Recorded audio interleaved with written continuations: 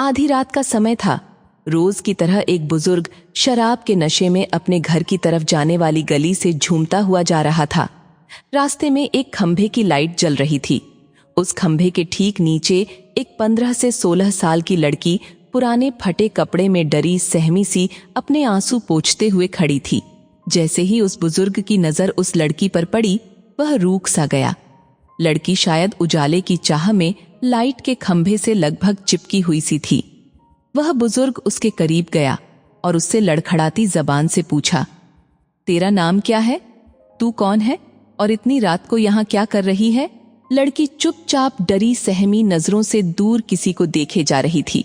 उस बुजुर्ग ने जब उस तरफ देखा जहां लड़की देख रही थी, तो वहां 4 लड़के उस लड़की को घूर रहे थे। उनमें से एक को वो बुजुर्ग जानता था। लड़का उस बुजुर्ग को देखकर झेप गया और अपने साथियों के साथ वहां से चला गया। लड़की उस शराब के नशे में बुजुर्ग से भी सशंकित थी। फिर भी उसने हिम्मत करके बताया, मेरा नाम रूपा है। मैं अनाथ आश्रम से भाग आई हूं।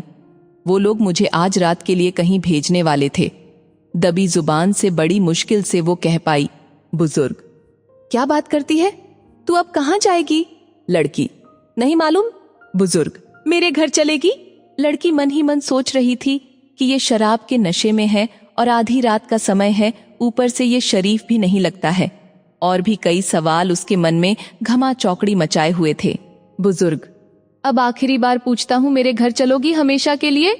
बदनसीबी को अपना मुकद्दर मान बैठी, गहरे घुप अंधेरे से घबराई हुई सब कुछ भगवान के भरोसे छोड़कर लड़की ने दबी कुचली जुबान से कहा, जी हां। उस बुजुर्ग ने झट से लड़की का हाथ कसकर पकड़ा और तेज कदमों से लगभग उसे घसीटते हुए अपने घर की तरफ बढ़ चला।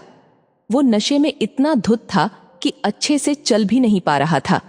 किसी तरह लड़खड़ाता हुआ अपने मिट्टी से बने कच्चे घर तक पहुंचा और कुंडी खटखटाई।